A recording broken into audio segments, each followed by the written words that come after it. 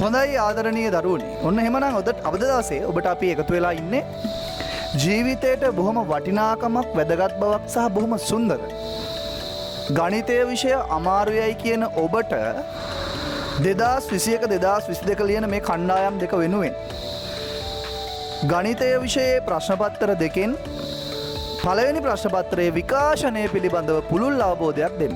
මේක දැනගත්තා කියන්නේ ගොඩ. එතකොට මේක ගැන අවබෝධයක් නැති දරුවෝ ඉන්නවා නම් කරුණා කරලා මේක දිහා බලන්න.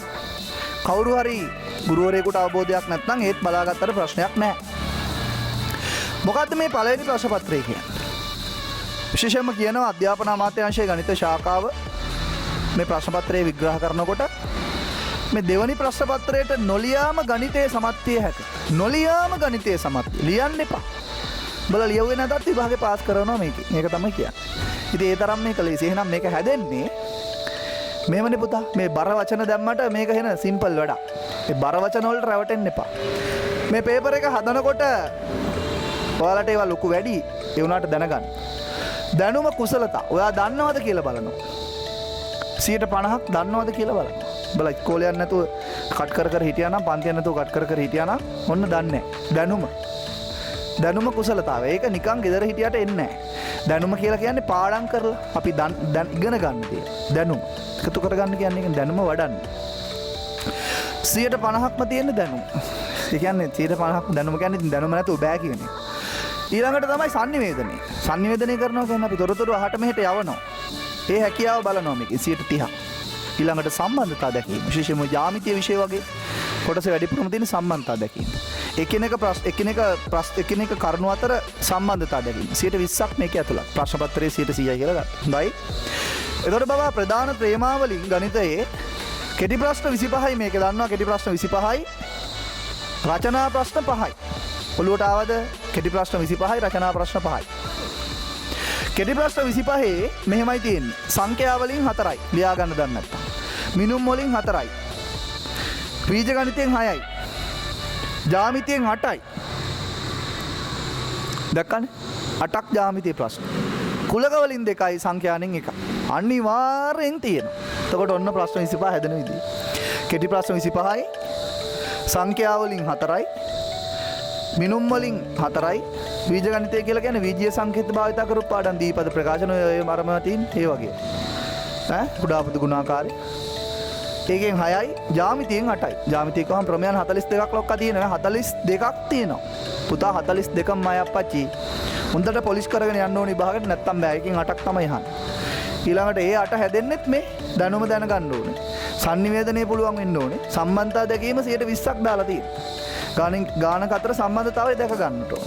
එතකොට කුලක වලින් 2යි ඉතින් ඒක ලේසි දන්නවනේ සූත්‍රය මතක තියාගත්තා. ඔය පාठ කරනවා දෙකක් තුනක් පුළුවන් වුණා නම් වැඩේ හරි. සංඛ්‍යාවෙන් හරිම ලේසි. මධ්‍යන්නේ පාඩම හරි පුළුවන්. ඔන්න ඔබ තමයි කෙටි ප්‍රශ්න 25. ඊළඟට ලකුණු 50යි. දැන් කෙටි ප්‍රශ්න 25 කියන්නේ ලකුණු 50යි. දෙකයිනේ එකකට. දෙක ගානේ ප්‍රශ්න 25ට ලකුණු 50. දැන් හැම ළමයාටම පුළුවන් වෙන්න ඕනේ ලංකාවේ මේ 50න් ලකුණු 45ක් ගන්න පුළුවන් වෙන්න ඕනේ. ඒකක් යනවා. ඒකක් ගන්න 45ක් ගන්න ඕනේ. 45ක් ගන්නම ඕනේ. පුළුවන්. බැරි කමක් නැහැ. පැහැදිලිද? එහෙමනම් අපි යමු දෙවෙනි කොටසට. පුතා මේ දෙවෙනි කොටසේ ව්‍යුහගත රචනා ප්‍රශ්න 5 කාලය ගත්තොත් එහෙනම් මේකේ කාලය මට අමතකුණා කියන්නේ මේ කාලය මිනිත්තු 45යි බැලන්ස් කරගන්න ඕකට. මිනිත්තු 45න් හදා ගන්න ඕනේ ඔයා මේ කෙටි ප්‍රශ්න 25. නැත්තම් ඔයා ෆේල්. ඔයා ෆේල්. 45න් ගොඩ දා ගන්න ඕනේ. ඊළඟට අපි යමු මේ ව්‍යුහගත රචනා ප්‍රශ්න 5ක් තියෙනවා. ඒ 5 හදද්දී ජ්‍යාමිතිය නැත, බීජ ගණිතය නැත. ජ්‍යාමිතිය නැත, බීජ ගණිතය නැත. ඒ දෙක නැහැ. ලේසි එන. බල බොහොම අමාරුවෙන් කරන්න ඉන්න කොටසන්නේ ජ්‍යාමිතිය නැහැ. බීජ ගණිතයත් නැහැ. දීපද ප්‍රකාශනික ගණායතේ දීපද ප්‍රකාශන කුඩා පොදු ගුණාකාරය ඒව මොනවත් නැහැ. බීජීය භාග මොනවත් ඒව නැහැ. තියෙන්නේ බොහොම ලේසි ගණන් 5ක්. පහම දෙනවා. මේකේ උපරිම ප්‍රශ්න ව්‍යුහගත කරන්න පුළුවන් ගාන කීයද? 10ද? නෑ 5යි. ව්‍යුහගත කරන්න පුළුවන් අඩුම 3යි. කෑලි දෙකේව එහෙම නෑ. කෑලි 3යි අඩුම තියෙන්නේ. 5ක් වැඩිපුර උපරිම තියෙනවා. හරිද? දැන් හරි. එහෙනම් මෙන්න ප්‍රශ්න 5 එක භාග 210යි ලකුණු. අපි හිතමු ලකුණු 8ක් ගත්තා. පරිමිතිය වර්ගඵලය ඒකේ ඉන්නේ කෝණ 3යි 45යි 90යි 180යි විතරයි අර 7 ගුණාකාර ලකුණු 8ක් ගත්තා කියමු. කුලක සම්භාවිතාව කුලක දෙකක ඡේදනයක් බොහෝ විට සම්භාවිතාවේ රුක් දෙකක් එන්නේ. ලකුණු 8ක් ගත්තා කියලා හිතමු. ප්‍රතිශත බේම් පාඩම් ටික එනවා මෙතනට බබා වැල් පොලිය. සුල් පොලිය. කොටස් වෙලඳ පොලත් අහනවා. දැනට මෙච්චර කාලයකට අහලා තිබ්බා කුලිය කිනීම තමයි අහලා තිබුණ නැත්තේ. ඒක නෑ. ඒ තුනෙන් එනවා ප්‍රතිශත වලට. ඊළඟ ලාභාලාභ වලිනුත් පොඩ්ඩක් අහන්න පුළුවන්. බදු වලින් චුට්ටක් ගෑවිලා යන්න පුළුවන්. දත්ත නිරූපණේ පාඩම් ටිකක් තියෙනවා. ඒ ටික තමයි දැන් ලියන්නේ. දත්ත නිරූපණේ. වටේට අඳින ප්‍රස්ථාර වට ප්‍රස්ථාර. ස්තම්භ ප්‍රස්ථාර වර්ගයක් තියෙනවා 11 වසරට මේ ඒවට කියන්නේ ජාල රේඛය. ඊළඟට තියෙනවා සංඛ්‍යාත බහුවස්ත්‍රය. ඊළඟට තියෙනවා සමුචිත සංඛ්‍යාත වක්‍රය. ඕන් ওই ටිකෙන් එකක් තමයි ඉන්නේ වෙන ඒවා එන්නේ නැහැ බං. ඒතර ඒකේ ලකුණු අපිට 10ම ගන්න පුළුවන්. එතකොට 10යි 8යි 4ක් 32යි 42ක් එතනින් ගොඩ ගැහෙනවා ලකුණු. වැඩිද ලකුණු? ඈ දක්ෂයා වූ අදක්ෂයා ඕන එකෙකුට පුළුවන් මේක ගොඩ දාන්න ඕන කිව්ව ප්‍රශ්න ටික.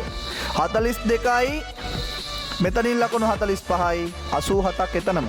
මෙතනම ගණන් පාස් උඩ තියෙනවා මෙතනම ලකුණු 87යි කියලා කියන්නේ දෙකට බෙදුවාම කීයද? 43යි 44ක් දෙනවා.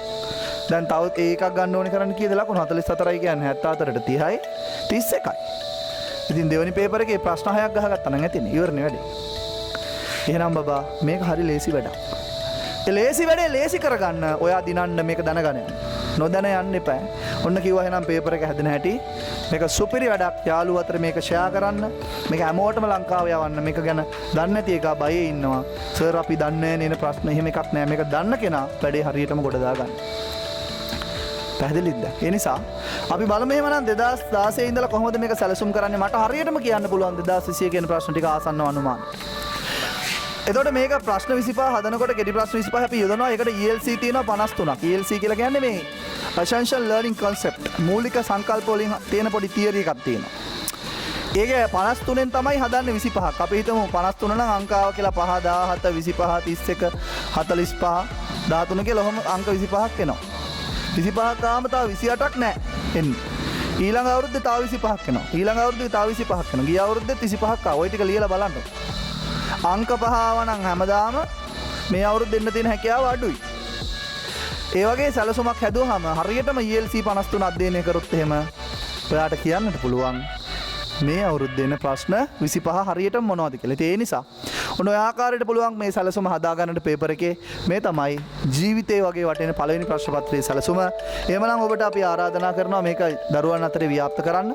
දෙමව්පියෝ විශේෂයෙන්ම මේක බලන් ඉන්නවා නම් ගුරුවරු බලන් ඉන්නවා නම් මේක කියන්න කියලා උන්ගේ ජීවිතේ ජය ගන්න මාර්ගයට යොමු කරන්න. අවශ්‍ය නම් පුළුවන් ඔබට මට කතා කරන්න 077යි 2916 915 අංකයට කතා කරලා මේ මාස 8 ඇතුළත ඔබට පුළුවන් මේකේ අඩිදාලම දාගන්න පාර හදාගන්න. අපි එකතු වෙමු අපේ වැඩසටහන් එක්කලා ඉදිරියේදී. එමනම් ඔබට එතකන් ජය වේවා කියමින් ගණිතය විෂයට ඔබ යොමු වෙන්න වැඩිපුර විෂය කරුණු ඉගෙන ගන්න දැනුම ආකල්ප කුසලතා සම්බන්ධතා දැකීම sannivedanaye දියුණු කරගන්න කියන ආරාධනය කරමින් මම කැමතිම විෂය ගණිතය ඔබ කැමතිම විෂයත් අද සිටම ගණිතය වේයයි මම බලාපොරොත්තු වෙනවා. එහෙමනම් හැමෝටම ආයුබෝවන්.